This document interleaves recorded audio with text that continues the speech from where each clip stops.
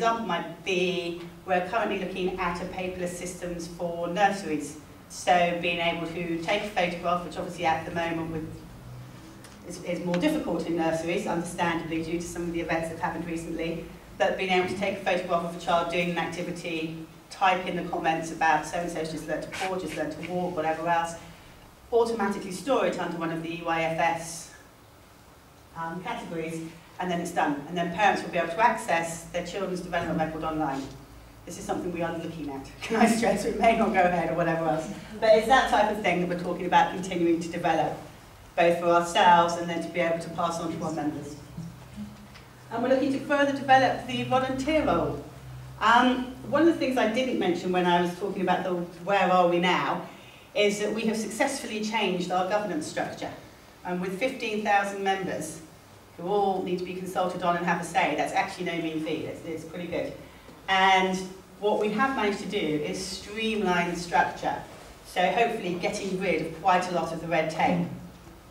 And what it's going to look like is it's going to have alliance communities, which is new, which will be people who want to come together and do some work, not necessarily for the alliance. They may want to do a bit of fundraising, they may want to do some information distribution, they might just want, a group might just want to come together, organise a day's teddy bear picnic or something, and then disperse again. So what it basically means is you don't have to have what we're looking at here, which is an executive committee and voting for chairs and everything else. So it takes away some of that, so volunteers can come and actually do things rather than necessarily have to sit on the committee if that's not their choice. And can I add, if anyone wishes to organise the next Live Aid and get £20 million for us, we will be there supporting you. So that would be the first level. There is then the level of subcommittees which will still exist with the executive officers, so the chair and the treasurer. There will then be a divisional council, which is new and exciting, and I would thoroughly encourage everyone who is eligible to go forward, which is most people if you don't work for the Alliance, to have a think about whether they want to sit on the divisional council or not. We'll be doing something about that later, won't you? In the AGM? Not a lot. Not a lot, okay. I will reinforce everyone should think about whether or not they want to sit on the divisional council then, because that's only one step away from being on the board of trustees, where you get to have a real influence and say about a £39 million organisation. That to me is really exciting. Unfortunately, I already work for them, so I can't go on there and have lots of power. But it's a new process, and it's a good structure, and it should be able to work really effectively to be able to get more volunteers in, to be able to do what you want to do as volunteers, to be able to make sure you are getting what you want out of the Alliance. And the other thing we're going to be doing is developing a portfolio, so it's like an actual book. I won't call that, like an actual book. So you'll be able to have a portfolio of all the achievements you've done as a volunteer. It's a tangible piece of paper, so if you wanted to use it as experience to go for job interviews or anything else, you've actually got it all there. So it's also about, on an individual level, having a bit more structured programs for volunteers, and on a sort of governance larger level with the volunteers, taking away some of the red tape so people are able to really explore their own skills and get satisfaction from that. That's pretty much, I've been 10 minutes, well, I have been 10 minutes, sorry. That's pretty much what I wanted to say this morning.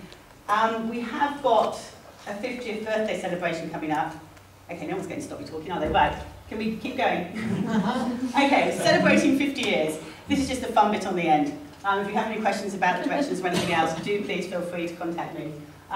Next year we are celebrating our 50 years in existence birthday. And at the moment, just to give you an idea of what might be going on, we're looking at three things.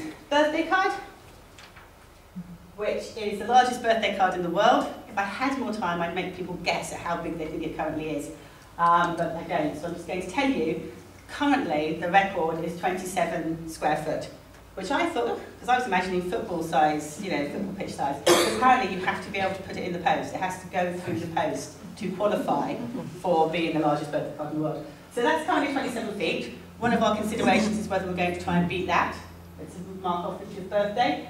The lost sock is a book.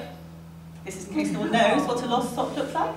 We were having a discussion about the fact that you always put baby socks in the washing machine. It's a very silly thing where ideas come from, isn't it? and usually you manage to lose one. So it's the idea of potentially having a sort of birthday book or anything else based around the theme of the lost sock. And the other thing we'll be doing, which isn't so exciting to end on unfortunately, but is, I don't know if you can see that very well, one of the things we did previously do was work with the National Gallery and have a handprint picture. Unfortunately, it was before my time. I've only been in post 18 months, so I didn't get to see it. But those who did, looking at people who've been here a while, I was told it was quite impressive. So there is a possibility we may work with the National Gallery again. And what this would be, I don't know if you can see it properly from where you are, but this is a picture overall of there's girls that happens on a green background. And it's made up of faces, photographs of faces. And the photographs of faces would be all the people over the last 50 years who've been involved with the preschool, who want to be involved with this, who have been involved with Preschool Only Lights. So it could be volunteers, staff members, members, their children, politicians, celebrities, Lord Mayors who've attended our AGMs, anyone who's been involved with Preschool Only Lights. And this would be on one of the walls of the National Gallery down in London. And the point about the little spot thing is that it will have a base with it, so you can type in your name and it will show you where you are, rather than having to stand there and scan however many. Because obviously, the whole point about going to see these things isn't so much to see the thing, it's to see where you are, isn't it? So that's what that would do. But these are all just ideas, so I thought I'd just let you know that we're looking to have some good celebrations for 50th birthday, and that's a suggestion of some of them. I'm going to stop there, because I think I've gone over my time. So 2011, I keep saying next year, don't I? But it's not, it's 2011. Well, I am going to justify myself by saying I work in financial years. Yeah. Or something like that. Anyway, thank you very much for listening. I'm going to stop now, because my voice is going to give out as well. Thanks very much, Shannon. No problem.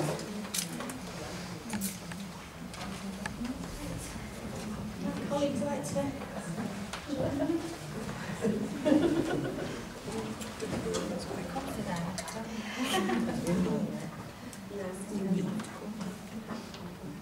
Right, now we've come to the formal part of the AGM. And I've also introduced myself, but I'd just like to introduce the rest of my colleagues and spread it out a bit. We've got Laura Pendred on the end there, who is formerly our National Council rep, but that will change in the next few minutes. And we've got Jackie McFadden, who's our secretary. He's taken the minutes today for the first time, so really looking forward to that. Yeah. We've got Anne Saunders in the front row. Can you just stand up a minute? See. Anne is our vice chair, who's escorting the Lord Mayor today. And Margaret, can you get up off your knees, please? Can we get your seat, Margaret? Who's our honorary treasurer, but she's also works for Centre 88, so she's been helping out with all the sort of details and things today. And she's sat there because she's waiting to let the Buffy man in. So that's the most important part of the day, isn't it? So that's why she's sat down there. So you should have in your pack a copy of our annual report.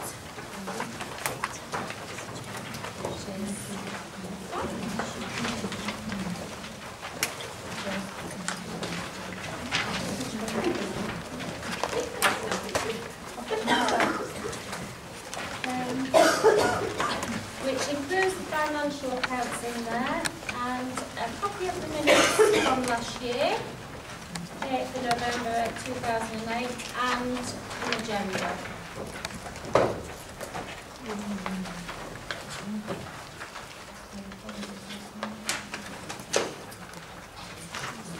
So, apologies for today. We've got John Prescott MP,